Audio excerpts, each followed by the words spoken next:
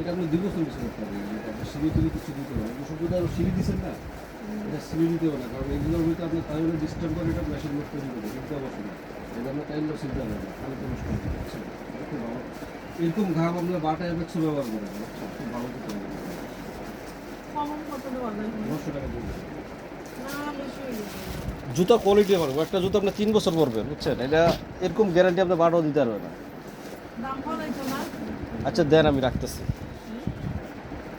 দাম কত বলাইছো দিবেন? না? 600 একবার 800 দিয়ে দেন। না 600 দিন। আচ্ছা দেন।